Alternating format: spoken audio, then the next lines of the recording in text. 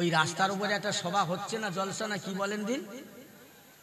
হ্যাঁ, আমি যেখানে যাই এখানে গল্প করার জন্য রাস্তায় বসে গল্প করছে, পাশে নবিয়ানা মজলিস হচ্ছে, ওই কথা আলেমদের কানে আসছে। আমার কানে আসবে কেন আপনাদের কথা? যা পারেন করেন, ওই দিকে চলে যান। মেয়ে ছেলে বেটা ছেলে আওয়াজ করছে, এই কথা আমার কানে আসবে কেন? কিসের মিলাদ শুনতেছেন? হ্যাঁ, মাফ করে, আল্লাহর রাস্তে বলছি, বেঁচে যাবেন, আল্লাহ বাঁচাবেন, সোজা রাস্তায় চলেন, ভেকা ভেকা চলে আমার নবীর ইজ্জত সম্মান বাড়াবার জন্য। দুইটা বাঘ আল্লাহ পাকের রহমতি কুদরতি, দুইটা বাঘ দুজন খুদে ছুটে ছুটে এসে আবু জেহেলের দিকে মুখটা উঁচু করে বলছেন, এই আবু জেহেল টাকা দিবি না, বলল আমাদের পেটের নাস্তা বেনে যাবে। ওই জমায় আবু জেহেল বলেছিল, বাবা মোহাম্মদ, তোর বাঘ দুটোরে থামা, আমি এখনই টাকা দিয়ে দেবো। একটু জোরে বলা যাবে না সুবহানাল্লাহ? নবী ছিল আল্লাহর পক্ষে, ছিল নবী, আর আল্লাহ হচ্ছে নবীর পক্ষে। আমরা কার পক্ষে আছি বোঝাতে পারি না, পারবো না। ও মুসলমান ইমানদারের আল্লাহ ওয়ালা ভাইরা, আজকে নবিয়ানা মজলিস, নবিয়ানা দলসা, যে নবীনাকে বানাইল আল্লাহ, দুনিয়া কুল কায়নাত বানাতেন না, দুনিয়ার জমিন আসমান পাহাড় পর্বত বানাতেন না। ওই নবী ওই রসুল তামাম দুনিয়ায় আসার আগে আমার আপনার জন্য কাঁদলো, আজও কাঁদছে, কায়ামতে কাঁদবে, হাসরে ময়দানে মিজানে কাঁদবে, আজও কাঁদছে, কালো কাঁদবে। ও মুসলমান ইমানদার আল্লাহওয়ালা ভাইজানেরা, মুরব্বীরা, নজওয়ান যুবকেরা, ছেলেরা, ভালো করে শুনে নাও, দুনিয়ার দিকে তাকাও, রঙিন দুনিয়ার রঙে রঙিন হয়ে যেও না। ফিরে এসো, ফিরে এসো, আল্লাহর পথের প্রতীক হয়ে যাও, আল্লাহর পথের প্রতীক হও। আল্লাহ পাক কালামুল্লাহ শরীফে বলেন, কুল ইন কুনতুম তুহিব্বুনাল্লাহ ফাত্তাবিউনি ইউহিব্বুকুমুল্লাহ ওয়া ইয়াগফির লাকুম যুনুবাকুম, আল্লাহু গফুরুর রহিম। আমার আল্লাহ পাক রব্বুল আলামিন আমার নবীকে ডেকে বলে, আমার হাবিবে পিয়ারা, আমার দোস্ত বলে দাও, জগতের মানুষ যদি আমি আল্লাহকে ভালোবাসতে চায়, জগতের মানুষ যদি আমার আল্লাহর সঙ্গে সম্পর্ক রাখতে চায়, জগতের মানুষ যদি আমার সঙ্গে প্রেম করতে চায়, তাহলে তারা যেন সর্বপ্রথম আমার বন্ধু, আমার হাবিব, তাদের নেতা রাহাবারকে ভালোবাসে, তাদের নবীকে ভালোবাসা, আমি আল্লাহকে ভালোবাসা, আমি আল্লাহকে ভালোবাসার বিনিময়ে তার জীবনের গুনাহ মাফ করে দেব। তাহলে নবীকে ভালোবাসতে গেলে নবীকে ভালোবাসি, নবীকে ভালোবাসি করলে হবে না। ভালোবাসার একটা স্টেশন আছে, একটা প্ল্যাটফর্ম আছে, একটা ধাপ আছে, ভালোবাসার একটা মাপকাঠি আছে, বুঝেছেন? আল্লাহ নবীর দরবারে একজন সাহাবী, যার নাম হচ্ছে ইকরামা, আল্লাহ নবীর দরবারে আসে যায়, যায় আসে, আসে যায়, যায় আসে, এত ভালোবাসা বেড়ে গেল অন্তরের হৃদয়। আল্লাহ নবীর দরবারে আসা যাওয়া করতে করতে কালমা পড়ে মুসলমান হয়ে গেল। ইকরামার আপনজনেরা, দেইজিরা, প্রতিবেশীরা, ভাইয়েরা, ছেলেরা, বাচ্চারা, তারা সবাই জানতে চাইল, ইকরামা তুমি কি মুহাম্মদ রাসূলুল্লাহর হাতে হাত রেখে কলমা পড়েছো? বলে হ্যাঁ। এই সাহস তোমার কম নয় তো? তুমি নবীকে ভালোবেসে কলমা পড়েছো, তোমার কলমা পড়ার স্বাদ মেটাবো, দাঁড়াও। ইকরামাকে তারা ধরাধরি করে নিয়ে চার হাত পা এক জায়গায় করে বাঁধলো, বেঁধে আকার জঙ্গলে, যে জঙ্গলে বাঘের ভাস, ভাল্লুকের বার, মানুষকে জীব জানোয়ার, ইকরামাকে তারা ধরে ওই জঙ্গলে দিয়ে আসলো। তারা জানে ইকরামাকে বাঘে খেয়ে ফেলবে, কলেমার স্বাদ জনমের মতো মিটে যাবে। ও মুসলমান, আল্লাহ পাক রব্বুল আলামিন বললেন, ওয়ালা তাহিনু ওয়ালা তাহজানু ওয়া আনতুমুল আলা আওলাদিল কুনতুম মুমিনিন, যারা আমার কোন এক নম্বর মুমিন হবে, আমার নবীর ভালোবাসা হবে, আমার এক নম্বর মহব্বতের বান্দা হবে, আমি আল্লাহ কথা দিলাম, ইন কুনতুম মুমিনিন, তারা এক নম্বর মুসলমান হবে, আমি তাদের দুনিয়ায় তরিয়ে নেব, তারা বেইজ্জতি হবে না, অপমান হবে না, লাঞ্ছিত ঘৃণিত হবে না, তাদের কেউ ক্ষতি করতে পারবে না, আমি আল্লাহ তাদের দুনিয়ায় বাঁচাবো, আখিরাতে জাহান্নাম থেকে বাঁচাবো। একটু জোরে বলা যাবে না সুবহানাল্লাহ? আল্লাহ কথা দিয়েছে, অঙ্গীকার করেছে, বাঁচিয়ে নেবে, বাঁচিয়ে নিয়েছে, প্রমাণ আছে। আমি বাজে কথা বলবার চেষ্টা করব না, আল্লাহ যেন আমার বাজে কথা না বলায়।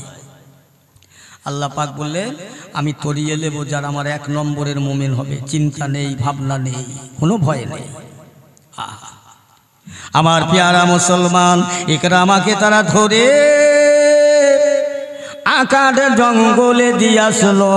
ওই জঙ্গলার যত বাঘ ছিল, মানুষকে জীব জানোয়ার ছিল, সবাই এসে তারা ইকরামার হাতের বাঁধন পার বাঁধনগুলো তারা ধারালা দাঁত দিয়ে নখ দিয়ে কেটে কেটে কেটে কেটে আমার ভাইয়েরা খুলে দিচ্ছেন। ইকরামা বলছেন, ওগো জঙ্গলার বাঘেরা, তোমরা আমাকে খেয়ে নাও, খেয়ে নিলে আমার প্রতিবেশীরা আপনজনেরা খুশি হবে, আমাকে তারা কষ্ট দেবে, আমাকে তারা আর কষ্ট দেবেন না।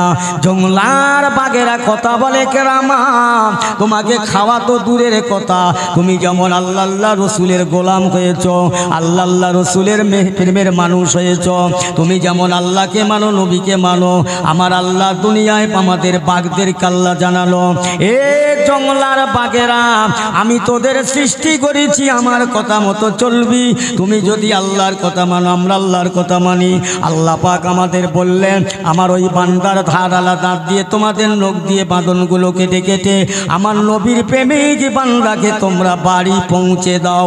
ইকরামা তোমাকে খাওয়া তো দূরের কথা, একটা পশমের ক্ষতি করতে পারবো না, আল্লাহ পাকের হুকুম আমরা পালন করব, তোমাকে বাঁধন খুলে দিলাম, তুমি বাড়ি চলে যাও। জোরে বলা যাবে না, যাও। আল্লাহর হয়ে গেছে, আল্লাহ ওনার হয়ে গেছে, যা তুই আমার আমি তোর। আল্লাহ বলছে তুই আমার না, আমি তোর না, চলে গেলেন। তারপর দিন সকালবেলা দেখছে ইকরামা বাড়ি ঘুরছে। কি ব্যাপার? এই ইকরামা কি ব্যাপার, ঘুরছো কেন, কি করে বাড়ি আসে? আল্লাহ আমাকে বাঁচিয়েছে। ওদের মাগের মাত্রা আরো ভালো। আবার তারপর দিন সকালবেলা তাকে ডাকলেন, মানুষেরা লাইন দিয়ে কাতার দিয়ে বের করলেন, ও ইকরামা শোনো শোনো, তোমার আল্লাহ বাঁচিয়েছে, দেখি তোমার আল্লাহ এবার কেমনে বাঁচায়। ইকরামাকে তারা ধরে নিয়ে আবার তারা ভাইজান কি করছেন, তারা ধরে নিয়ে বলছে চলো চলো, বিরাট বড় পাহাড়, উঁচু পাহাড়, হাজার হাজার ফুট উপরে উঠব, উঠে ইকরামাকে দোলা দিয়ে দোলা দিয়ে দোলা দিয়ে দোলা দিয়ে নিচে ফেলে দেব। ইকরামা গড়িয়ে গড়িয়ে পাহাড় থেকে পড়ে যাবে, হাড় হাড্ডি রক্তগ্রস্ত মাংস ছিন্ন বিচ্ছিন্ন হয়ে যাবে। আমরা ইসলামটাকে মিথ্যা বলে প্রচার করব, কলেমা পড়া সাদটা মিটে যাবে। এই এদের আশায় এদের নিয়ে ইকরামাকে তারা পাঁচ ভাই মিলে ধরে নিয়ে পাহাড়ের উপরে উঠতে লাগলো। আমার আল্লাহ পাক বলে, আমার ফেরেশতারা জলদি করে যাও, দেরি করো না, আমার নবীর প্রেমিক, আমার বান্দা, আমার নবীর ভালোবাসার বান্দা, আমার নবীর মহব্বতের উম্মত আমি আল্লাহ পাক, আমি ডিউটি, আমি কথা দিয়েছি আমার বান্দাকে তরিয়ে নেব। এই ফেরেশতারা দৌড়ে যাও, তোমরা পাহাড় থেকে পাহাড়ের নিচু পর্যন্ত পাশাপাশি পাশাপাশি পাশাপাশি দাঁড়িয়ে যাও। ওরা যখন ছুঁড়ে ফেলে দেবে তোমরা সবাই এর হাক্কা থেকে ওর হাতে, ওর হাত থেকে ওর হাতে, ইকরামা যেন কোনো কষ্ট না পায়, ইকরামা সশরীরে যেন বাড়ি ফিরে যায়। আর একটু জোরে হবে না সুবহানাল্লাহ? যাও। আবার ফেরেশতারা তাই করলেন, সবাই ধরে ধরে ধরে ধরে। তারপর দিন সকালে আবার দেখছেন ইকরামা ফের সেই বাড়ি ঘুরছে। কি হলো? এই ইকরামা তুমি কি করে ফেললে? বলে আমার আল্লাহ বাঁচিয়েছে। ও ওই রাস্তার উপরে একটা সভা হচ্ছে না, জলসা না কি বলেন দিন? হ্যাঁ, আসলে কি ব্যাপার জানেন, একজনা রাস্তার বারে বসে পায়খানা ফিরছে আর শশা খাচ্ছে। তার রাস্তার একজন ভদ্রলোক যাচ্ছে আর বলছে, এই মিয়া হয় পায়খানা করিয়ে খা, নাই খেয়ে পায়খানা কর। এ তখন বলছে, ফের যদি বলো তুই জবড়াবো আর খাবো। কথা বুঝছেন? এদের তাই অবস্থা, এদের যত বলো আর যাই করো উল্টো তার উৎপত্তি। এ মুসলমান জাত, আমি যেখানে যাই এখানে গল্প করার জন্য রাস্তায় বসে গল্প করছে, পাশে নবিয়ানা মজলিস হচ্ছে, ওই কথা আলেমদের কানে আসছে। আমার কানে আসবে কেন আপনাদের কথা? যা পারেন করেন, ওইদিকে চলে যান। মেয়ে ছেলে বেটা ছেলে আওয়াজ করছে, কথা আমার কানে আসবে কেন? কিসের মিলাদ শুনতেছেন? হ্যাঁ, মাফ করে।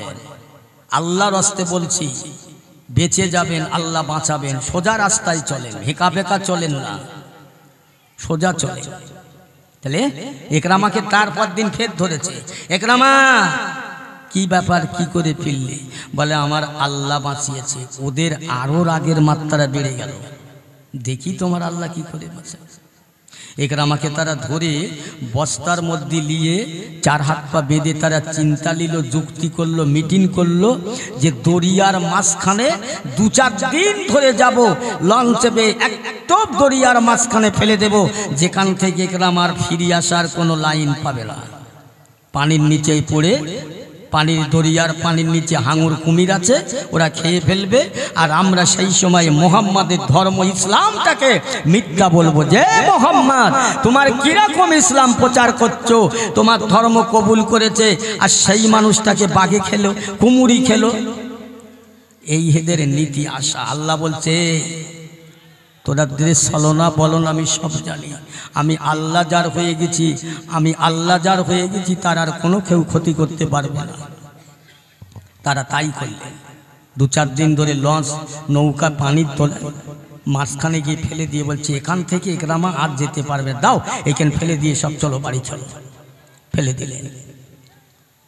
আমার আল্লাহ পাক রব্বুল আলামিন দরিয়ার পানির নিচে যত কুমির ছিল, হাঙর ছিল, মানুষ, ওই পানির জলজন্তু ছিল, সমস্তকে বলে দিলেন এ পানির জন্তুরা, জঙ্গলে পানির কুমিরেরা, হাঙরেরা, সব তো আমার সৃষ্টি। আল্লাহ বলছে সব আমার সৃষ্টি, সব আমার কথা শুনে। এই একরামাকে কেউ খাবেন না, যেভাবে বাড়ি আসতে পারে তোমরা তাই। একরামাকে পানির নিচে ফেলে দিয়ে তারা আনন্দ করতে, হাসতে হাসতে ফিরে আসতেছেন। ও মুসলমান, ও আমার আল্লাহওয়ালা ভাই জানেরা, একরামাকে তারা ধরে পানির নিচে ফেলে দিয়ে আনন্দ করতে, হাসতে হাসতে ঘরে ফিরছেন। পানির নিচে একরামা পড়ে গেলেন, ফেলে দিলেন। এমন ভাইরা কুমিরেরা, হাঙরেরা এসে বস্তাটা খুলে তাদেরকে দাপাতনগুলো খুলছেন। একরামা বলছো দরিয়ার জীবী জানোয়ারেরা, আমি তোমাদের খাদ্য হিসাবে যদি হয়ে যাই, খেয়ে নাও। আমার জানে ওরা কষ্ট দেয়, আমার আপনজনেরা খুশি হবে, আমার আপনজনেরা সন্তুষ্ট হবে, তোমরা যদি খেয়ে নাও। পানির দরিয়ার মধ্যে যতগুলো জীব জানোয়ার ছিল সবার একই কথা, একরামা তোমাকে খাওয়া তো দূরের কথা, তোমার এক টাকার পশম ক্ষতি করতে আল্লাহ নিষেধ করলো। তুমি যেমন আল্লাহ রসুলকে ভালোবাসো, আমরা আল্লাহ রসুলকে ভালোবাসি। আল্লাহ আমাদের হুকুম করলেন একরামা তোমাকে যাতে বাড়ি তাড়াতাড়ি ফিরতে পারো, আল্লাহ পাক আমাদের তাই বলে দিল। একরামাকে তারা বাঁধনটা খুলে দিয়ে তারা এক এক লাইনে দাঁড়িয়ে গেল, পিঠের চালে করে বহন করে তারা একরামাকে দরিয়ার কিনারায় পারে পৌঁছে দিল। এখনো যারা দরিয়ার পানিতে একরামাকে ফেলে দিল তারা বাড়ি ফিরল না, তার আগে আল্লাহর নবীর ভক্ত ভালোবাসা একরামা তাদের আগে বাড়ি ফিরল। একবার জোরে বলা যাবে না সুবহানাল্লাহ? বুঝেছে?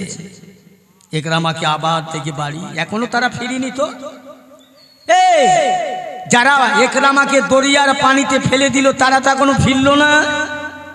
এ ফিরল কি করে, কি ব্যাপার? একরামাকে আবার তারা ডাকলেন, বলো তো একরামা কি করে তুমি বাঁচলে? একটাই কথা, আমার আল্লাহ বাঁচিয়েছে। জোরে বলেন না সুবহানাল্লাহ? অনেক মানুষেরা বলে ধান টান ঢালামারা করে, বলছে ভাই ধানের মাত্রা কম হয়েছে, তার কারণ হলো সারের মাত্রা কম হয়ে গেছে। ইমান থাকবে তো? সারের মাত্রা কম। ও বলল না যে আমার নসিবে আল্লাহ যেটা রেখেছিল। এই দুনিয়ায় মানুষ সৃষ্টি করার আগে তার তকদির সৃষ্টি করেছে, তার নসিব সৃষ্টি করেছে। সে কতদিন বাঁচবে, কতটা জমাবে, কতটা কামাবে, কতটা খাবে, তার নসিবে, তার নসিবের খাতায় লেখা আছে। আজকের এখান জলসা হবে, আমি জলসা করব, আমার নসিবে লেখা ছিল তাই হচ্ছে। এটা বিশ্বাস করতে হবে। এই বিশ্বাস করার নাম ঈমান। তোমার নসিবকে বিশ্বাস করার নাম ঈমান। আল্লাহ বাঁচিয়েছে বলে দেখি সব লোকের এক জায়গায় হয়ে বলছে আজকে সব চল, ইকরামা কিন্তু জিতে গেছে, আমরা সব হেরে গেছি। জোরে বলুন না সুবহানাল্লাহ। ধরো ইকরামাকে বললেন তুমি বলো তো কি করে বাঁচলে, সমস্ত বিষয়টা বললেন। ইকরামার বিরোধী যারা, দুশ্মন যারা, তারা বলতে লাগলো ও ইকরামা, আজ তুমি জিতে গেলে, বিজয়ী হলে, আমরা হেরে গেলাম, প্রস্ত হলাম। চলো না চলো না, যে লোকটার হাতে হাত দিয়ে কলমা পড়েছ, মুসলমান হয়েছ, আমরা আর পিছিয়ে থাকবো না, প্রজ্ঞা করব না। সবাই ইকরামার সঙ্গী হয়ে আল্লাহ নবীর দরবারে গিয়ে সবাই একে একে আল্লাহ রসুলের হাতে হাত দিয়ে আল্লাহর মহাবাণী কলমা পড়ে তারা মুসলমান হয়ে জান্নাতের যোগ্য মানুষ হয়ে গেল। জোরে বলুন সুবহানাল্লাহ। এমনি এমনি নবীকে ভালোবাসবে কি করে? রসুলকে ভালোবাসা আলাদা জিনিস। এখন আমরা যারা এখানে বসে আছি, নবীকে দেখিনি, আল্লাহকে দেখিনি, জান্নাত জাহান্নাম দেখিনি, বিশ্বাস করেছি নবী আছে, আল্লাহ আছে, জাহান্নাম আছে, জান্নাত আছে, বিশ্বাসটার নাম ঈমান। বিশ্বাস করে বসেছি এখানে। আবু জেহেল আমার নবীকে দেখেছে, আবু লাহাব দেখেছে। আল্লাহ রসুলকে যারা দেখেছে তারা রক্ত জড়িয়ে দিয়েছে পাথর মেরে, বরং কলেমা তাদের নসিব হয়নি, কপাল ফাটা। আমরা পদ্মপুকুরের মানুষ, বিভিন্ন জায়গার মানুষ, নবী না দেখে বিশ্বাস করে বসেছি। আমাদের কপাল ভালো না খারাপ? ভালো। জোরে বলেন না সুবহানাল্লাহ। কি গো, যদি আল্লাহ রহম করে নবীর সুপারিশ যদি পাওয়া যায়, জান্নাত পাওয়া যাবে। নবীর সুপারিশ ছাড়া জান্নাত মিলবে না। এখন নবীকে চিনতে গেলে কোথায় যেতে হবে? ইরাকে, আফগানিস্তানে, সৌদি আরবে না। নবীকে চিনতে গেলে আল্লাহর ওলিদের দরবারে যাবার লাগবে। আল্লাহর ওলিদের চিনলে নবী চেনা যাবে, আল্লাহর নবীকে চিনলে আল্লাহ চেনা যাবে। আল্লাহ চেনা গেলে আর তার কোনো ভয় নাই। জোরে বলুন না সুবহানাল্লাহ। এখনকার কিছু আলেমরা বলছে ও পীর ফকির নেই মানতে হয়, ও মানুষ, আমি মানুষ, ওর কাছে যাব কেন? এখন পদ্মপুকুরের কোনো মানুষ ধরে নেন বোম্বে চাকরি করে, বোম্বে থেকে বাড়ি শিয়ালদা এসে নেবে, টিকিট মাস্টারকে বলছে স্যার আমাকে একটা পদ্মপুকুর টিকিট দেন। খুব ভালো করে শুনলেন, পদ্মপুকুর টিকিট দেন। ও টিকিট মাস্টার হাত লাড়ছে, এদিকে দেখে বলছে এই আমি একটা পদ্মপুকুর পাচ্ছি না। আরে পদ্মপুকুরে প্ল্যাটফর্ম ট্রেন স্টেশন নেই, তা পাবে কোথায়? ও নিয়ত করেছে শিয়ালদায় থেকে ট্রেনে উঠবো, দাবার পটেই গিয়ে লাভবো, জীবনে বাড়ি আসতে পারবে? সম্ভব? বাবু এখনকার মোল্লা মৌলবীরা কিছু বলছে ডাইরেক্ট আল্লাহ আল্লাহ রসুলকে চিনবার কারো দরকার নেই। এ পাগল হয়ে গেছে, এত সোজা সস্তা না। আল্লাহ আল্লাহ রসুলকে পেতে গেলে প্রথমে আল্লাহর ওলিদের দরবারে যেতে হবে। বহু প্রমাণ আছে, ইতিহাস আছে। যাক, আমি সে কথা বলবো না। তাহলে নবীকে দেখল যারা, কলেমা পড়ল না, বরং নবীর দুশ্মনী করেছে, তারা ধ্বংস হয়ে গেছে, ক্ষতি হয়ে গেছে। নবীকে যারা দেখেনি, আজকে তারা বিশ্বাস করে জলসায় বসেছে। কপাল আমাদের ভালো। আমার ভাইরা, দোস্তেরা, আব্বা জানেরা, আবু জেহেল আল্লাহ রসুলকে ছোট করার জন্য সর্বসময় নবীকে কষ্ট দিতে, ছোট করার জন্য। যে কোনো জায়গাতে একটা নবীকে যদি এদিকে দিতে পারে, ইসলামটাকে মিথ্যা বলে প্রচার করবে। আমার ভাইরা, আল্লাহ বলছে পারবি না আমার নবীকে অপমান করতে। আমি আমার বন্ধুকে দুনিয়ায় বলেছি, একটু আগে যাই, আল্লাহ রসুলের দরবারে সাহাবা হুজুররা বলি, ইয়া রাসূলুল্লাহ, হাবিবাল্লাহ, একটু আপনার আল্লাহকে আপনাকে কত ভালোবেসেছে আর আপনি আল্লাহকে কত ভালোবেসেছেন একটু বলুন, আমরা শুনি। আমার নবী হয়েছেন বক্তা, সাহাবারা শ্রোতা। জোরে বলুন না সুবহানাল্লাহ। হুজুর, আল্লাহর সঙ্গে আপনার সঙ্গে কি সুসম্পর্ক আমরা একটু জানতে পারি না? আমার রসুল বলছে কি জানার? বলছে হুজুর বলেন একটু। আল্লাহ রসুল বলছে শোনো, সর্বপ্রথম আল্লাহ পাক আমার নূরকে সৃষ্টি করলেন। আউয়ালা মা খালাকাল্লাহু নূরি, আমার নূরকে তো তৈরি করলেন। তারপরে সব তৈরি করার পরে আমি আল্লাহ রসুল তখন আমার মা আমিনার গর্ভে আসিনি, দুনিয়ায় আসিনি। আমি আল্লাহ তসবিহ পড়তাম, আমি আল্লাহর জিকির করতাম। আল্লাহ রসুলের সাহাবারা কি জিকির? আল্লাহ রসুল আল্লাহর হাবিব বলছেন, আমার সাহাবীরা, আমি রাসূলুল্লাহ তখন দুনিয়ার মায়ের পেটে আসেননি, জগতে আসেন নাই। আমি আল্লাহ পাকে তসবিহ পড়তে লাগলাম। প্রথমে আলহামদুলিল্লাহ আলহামদুলিল্লাহ আলহামদুলিল্লাহ, এই আলহামদুলিল্লাহ 1 বছর নয় 2 বছর নয় 70,000 বছর তেলাওয়াত করলাম। 70,000 বছর তেলাওয়াত করে পাল্টে নিলাম সুবহানাল্লাহ সুবহানাল্লাহ সুবহানাল্লাহ, এটাও 70,000 বছর পাঠ করলাম। এ সাহাবীরা আবার 70,000 বছর পরে পাল্টে নিয়ে আল্লাহু আকবার আল্লাহু আকবার আল্লাহু আকবার এটা পড়তে লাগলাম। এইভাবে আমি রাসূলুল্লাহ দুনিয়ায় তখন মায়ের গর্ভে আসেন নাই, আমি আল্লাহ পাকের জিকির করেছিলাম। 1 বছর নয় 2 বছর নয়, আমি আর আল্লাহ রাসূল দুনিয়াতে আসার আগে আমি 2,10,000 বছর আল্লাহর জিকির করেছিলাম। একটু জোরে বলা যাবে না সুবহানাল্লাহ? 1-2 বছর নয়, কত বছর বললাম? 2,10,000 বছর। তারপর এই আমার সাহাবীরা, আমার আল্লাহ পাক আমার জিকিরে আমার তাসবিহতে এত খুশ হয়ে গেল, এত রাজি হয়ে গেল, এত সন্তুষ্ট হয়ে গেল, আল্লাহ পাক আমাকে হাবিব বলে ডেকে উঠলেন। আমি রাসূলুল্লাহ ওই সময় আমার আল্লাহ পাকে আরো সন্তুষ্ট করবার জন্য আমি পড়তে লাগলাম লা ইলাহা কেউ নাই ইল্লাল্লাহু, আল্লাহ ছাড়া। জোরে বলুন সুবহানাল্লাহ। লা ইলাহা না থাকে আমার আল্লাহ তো আছে। ও আমার সাহাবীরা, আমি রাসূলুল্লাহ তখন মায়ের গর্ভে আসি নাই, দুনিয়া আসেন নাই, আমি পড়তে লাগলাম লা ইলাহা ইল্লাল্লাহ লা ইলাহা ইল্লাল্লাহ লা ইলাহা ইল্লাল্লাহ।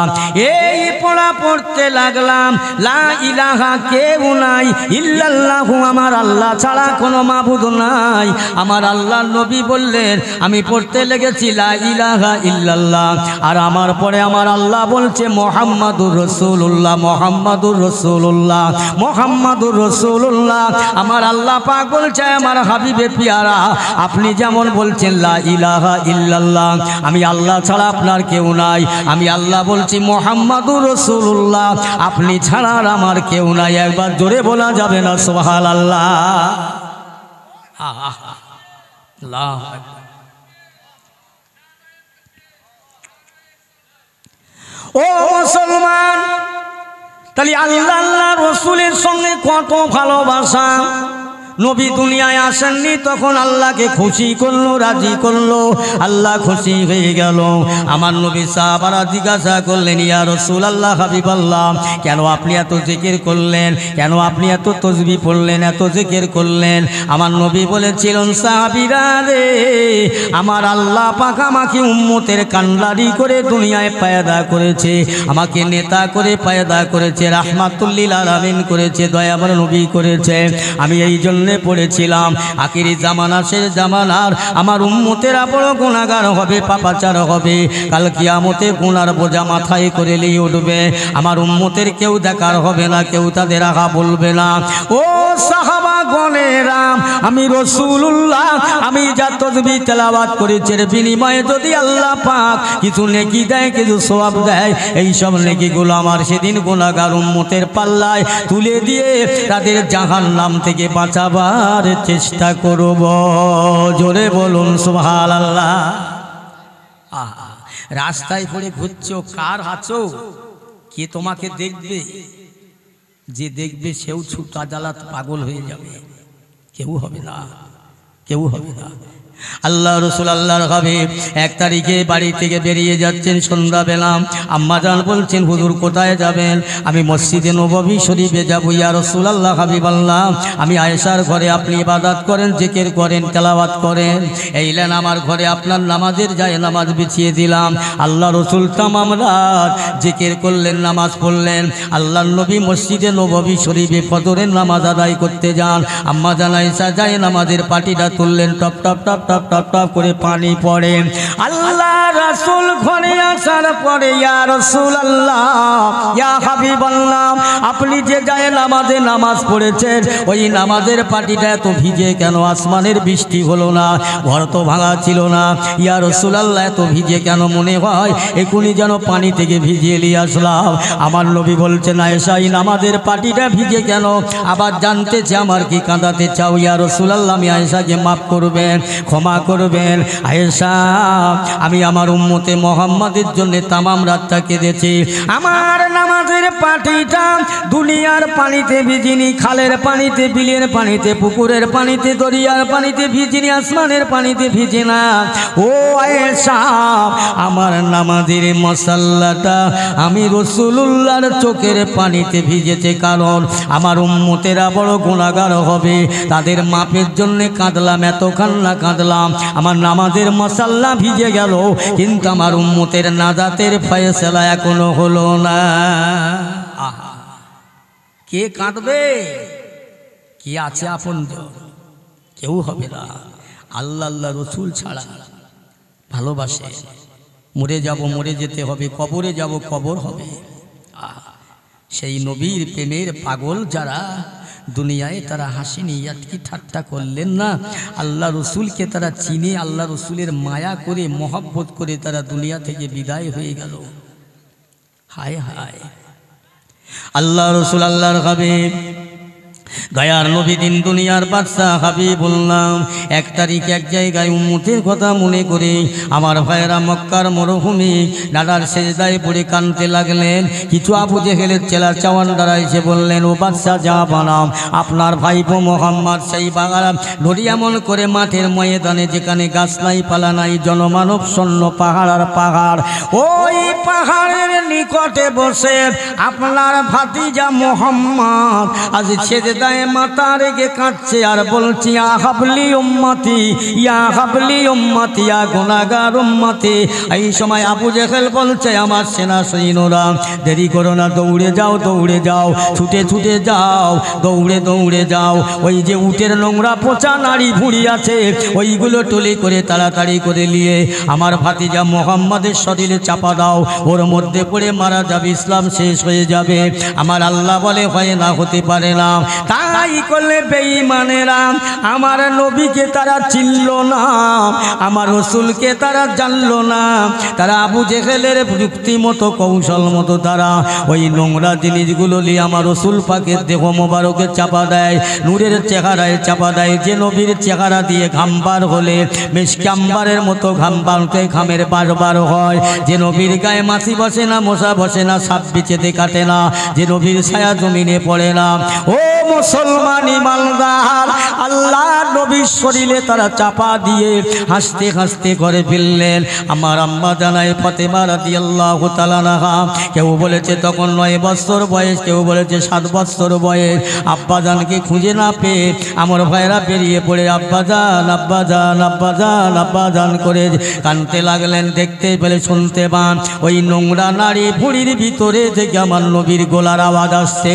ফাতেমা আবার কি করলেন, হাত দিয়ে ঠেলতে লাগলেন।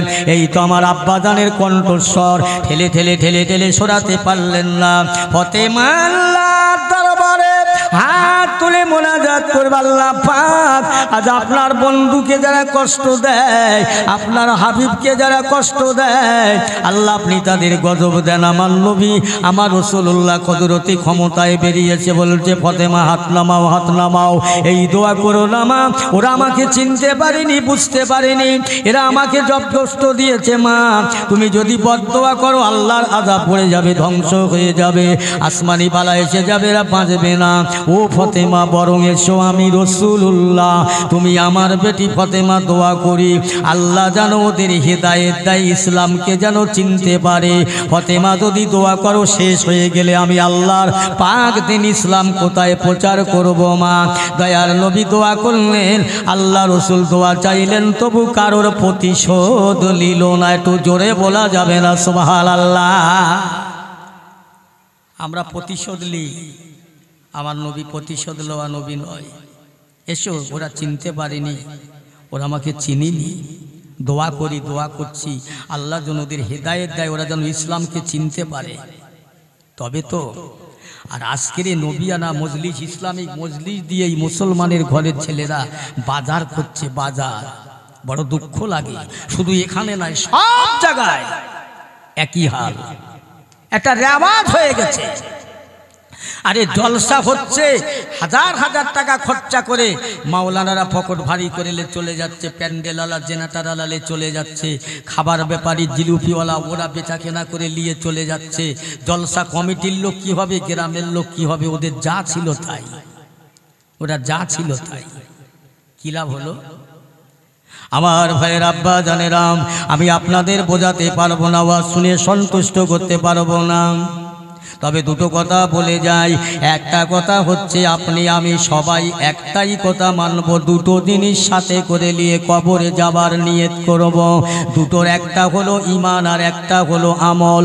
আল্লাহ রাসূল আমাদের দেখিয়ে দিয়েছে, এই পথে চললে জাহান্নামে যাবে, এই পথে চললে জান্নাতে যাবে, এইটা করলে আমলওয়ালা হবে, এইটা করলে ঈমানদার হবে, এইটা করলে বেঈমান হয়ে যাবে, এইটা করো না, এইটা করো, এই পথে চলো, এই পথে চলো না। আমার রাসূলের দেখানো রাস্তাটা আজকে তোমরা যাতা মনে করলে, আমার রাসূলের দেখানো পথটা তোমরা সামান্য মনে করলে। আমার ভাইয়েরা, কোথার প্রসঙ্গে কথা বেড়ে যায়। আমার বিশ্ব নবী হাবিবুল্লাহ কেমন নবী, যার গায়ে নোংরা মনে করে উটের পচা নাড়ি ভুঁড়ি চাপিয়ে দেয়।